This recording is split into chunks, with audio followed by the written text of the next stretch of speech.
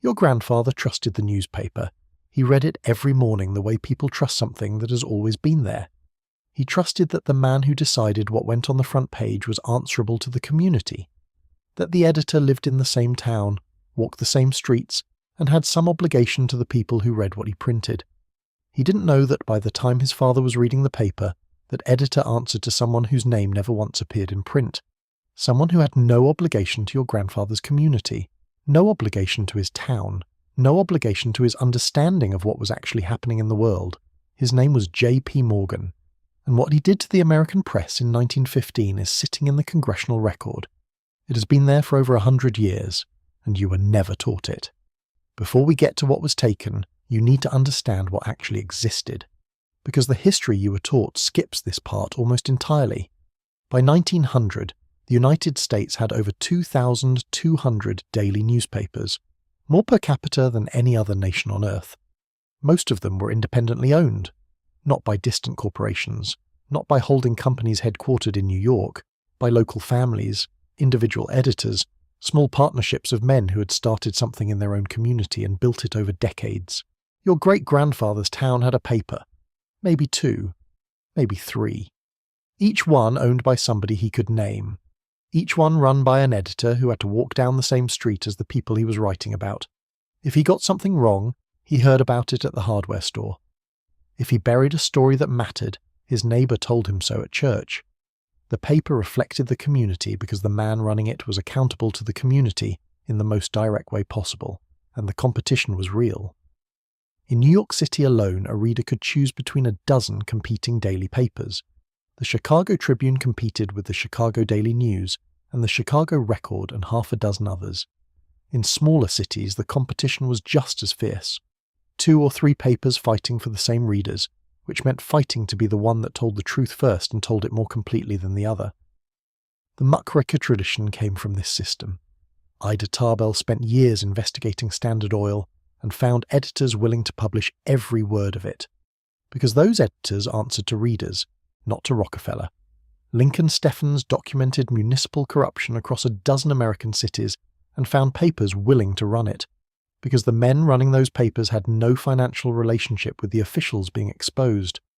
The populist movement of the 1890s, the largest organized effort ordinary Americans ever mounted against concentrated financial power, was carried almost entirely by independent regional press. Over 1,000 populist newspapers spread across the country's agricultural heartland at the movement's peak. Each one owned locally, each one printing what its community needed to understand about what was happening to them. This was not a perfect system. Some papers were sensationalist, some were partisan, some printed things that weren't true, but the structure of the system meant that no single interest could determine what all of them said. That structural independence ended in 1915. Before I show you exactly how it ended, I want to ask you something. Is there a paper your family read growing up that no longer exists? A local paper that covered your town, your county, your community, that is simply gone now? Leave the name in the comments, because by the end of this video you will understand not just that it closed, but why. And when you do, I think those names in the comments are going to mean something different to you than they do right now. To understand what J.P. Morgan needed from the American press in 1915, you need to understand what J.P. Morgan had at stake. By 1914, when the European nations entered their great conflict, J.P. Morgan and Company had positioned itself as the primary financial agent for the British and French governments in America. This is not a theory. It is documented in the 1934 congressional investigation into the munitions industry. Morgan's organization controlled the purchasing contracts for British and French military supplies: steel, armaments, food, transportation, shipping. The DuPont Company testified before that committee that J.P. Morgan and Company acted as agent for military supply contracts, totaling over $351 million for the British and French governments alone, nearly 72% of all such business flowing through American markets. America was officially neutral. Morgan was not. His financial position depended entirely on a British and French outcome that allowed those governments to repay the enormous sums he had arranged on their behalf. If they did not prevail, those loans would not be repaid. Everything he had committed his institution's reputation to arranging would be lost. He needed American public opinion to move. He needed the country to stop being neutral in its sympathies and start moving toward involvement on the British and French side. And in 1915, the primary instrument through which American public opinion was formed was the daily newspaper. He had the means to act. He had 12 men ready to go. In March of 1915, he used them. This is the part that has been sitting in the congressional record since February 9th, 1917, page 2947. Morgan assembled 12 men, senior figures in the newspaper industry. Their assignment was precise. Identify which American newspapers actually controlled national opinion, not all 2,200, the ones that set the tone, the ones that the other papers followed on questions of national importance. They examined 179 newspapers across the country. Their conclusion was specific. It was only necessary to control 25. 25 papers, properly directed, could set the editorial position on any national question. Financial policy, international affairs, questions of peace or involvement, and the rest of the press would follow their lead. Not because the other papers were told what to print, but because smaller papers across the country took their cues on national questions from the major papers. If the 25 most influential papers in America were pointing in the same direction, the direction of American press opinion would follow. An arrangement was reached. The editorial policy of all 25 papers was purchased. Payment was made monthly. An editor of Morgan's choosing was installed at each paper to direct coverage of the questions that mattered to Morgan's interests: military preparation, financial policy, and the questions of international involvement that his financial position depended on. Congressman Oscar Callaway of Texas entered this account into the congressional record on February 9th, 1917. His statement reads, "In March 1915, the J.P. Morgan interests, the steel, shipbuilding, and powder interests and their subsidiary organizations got together 12 men high up in the newspaper world and employed them to select the most influential newspapers in the United States, and sufficient number of them to control generally the policy of the daily press of the United States. These 12 men worked the problems out by selecting 179 newspapers, and then began, by an elimination process, to retain only those necessary for the purpose of controlling the general policy of the daily press throughout the country. They found it was only necessary to purchase the control of 25 of the greatest papers. An agreement was reached. The policy of the papers was bought to be paid for by the month. An editor was furnished for each paper to properly supervise and edit information regarding the questions of preparedness, militarism, financial policies, and other things of national and international nature considered vital to the interests of the purchasers. This is not a theory. This is the congressional record, available at the Library of Congress, page 2947, February 9th, 1917. I want to stop here because I think this moment deserves a full stop. That quote is not from a conspiracy theory website. It is not from a documentary with an agenda. It is from the congressional record of the United States, a document your government has maintained continuously since 1873. If you have never heard this before, and I'm willing to bet most of you haven't, tell me in the comments. Just say whether you knew this existed. Because the gap between what is in that record and what was taught in school is the thing I most want people to sit with today. Callaway's colleague, Congressman J. Hampton Moore of Pennsylvania, immediately called for an investigation. The New York Times covered it. On February 14th, 1917, the paper ran the story. The headline read, "Moore asks inquiry into charges on preparedness campaign." Read that again. Not, Congressman charges J.P. Morgan purchase control of 25 American newspapers. Not, Congressional Record documents private purchase of American press editorial policy. Moore asks inquiry into charges on preparedness campaign. A headline so deliberately unrevealing that a reader scanning the front page would have no idea what the story beneath it actually said. The New York Times was one of the 25 papers.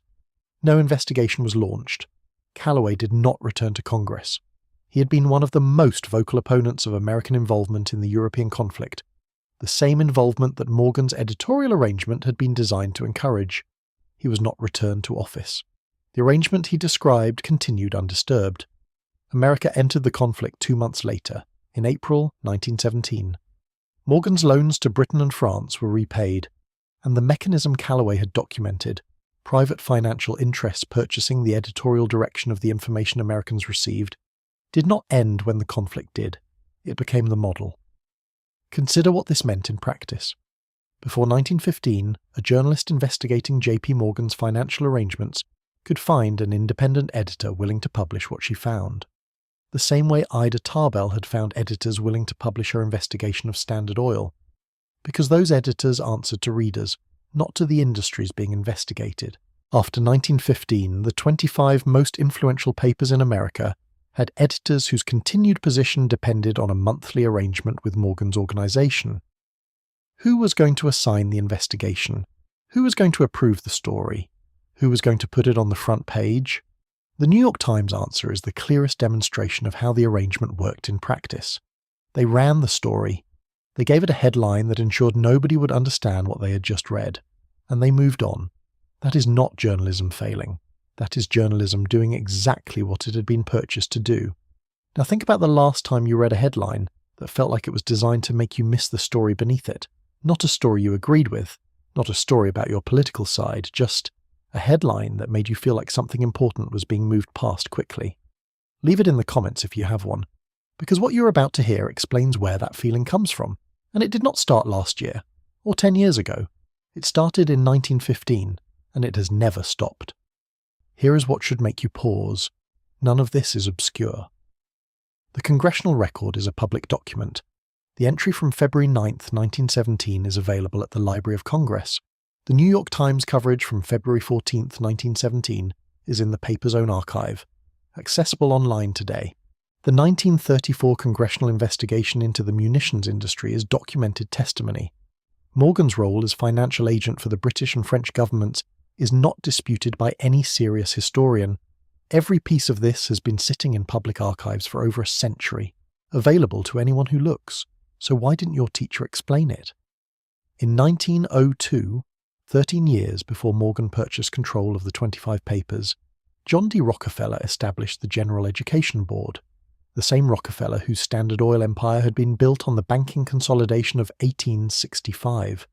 The same network, the same families.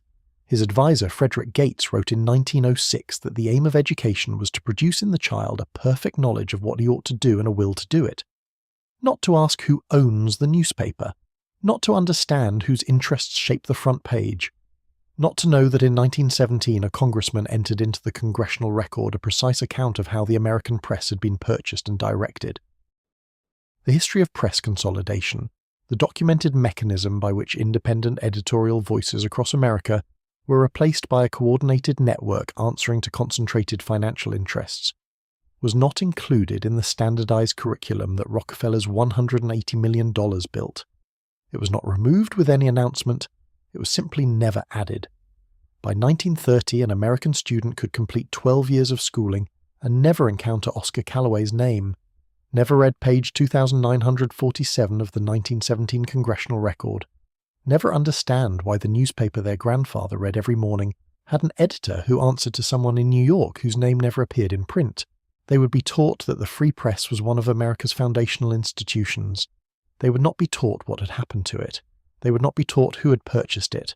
They would not be taught that the purchase was documented in the public record by a congressman who lost his seat for saying so out loud. The man who purchased the editorial policy of 25 American newspapers operated within the same financial network that had already ended local banking, standardized American medicine, and funded the schools that would decide what the next generation understood about all of it. That is not a coincidence. That is a strategy. Your grandfather trusted the newspaper. He didn't know that the editor deciding what went on the front page answered to an arrangement that had been in place since before he was old enough to read. He didn't know, because nobody told him. The papers that might have told him were the same papers that had already been arranged. Oscar Callaway told Congress in 1917. He put every detail into the public record. He named the mechanism, described the arrangement, cited the number of papers, identified the method of payment, and asked for an investigation. No investigation followed. The New York Times ran the story under a headline designed to make sure nobody understood what they had just read. Callaway did not return to Congress, and the arrangement he described, private financial interests purchasing the editorial direction of the information Americans receive, did not end in 1917. Every consolidation that followed, every chain acquisition, every merger that reduced the number of owners deciding what the country's newspapers said, every moment when a reader noticed that the coverage felt the same regardless of which paper they picked up. It all traces back to the model that was put in place in March of 1915 by 12 men in a room selecting 25 newspapers from a list of 179. That is the history they left out. It is in the congressional record. It has always been there, and now you have it.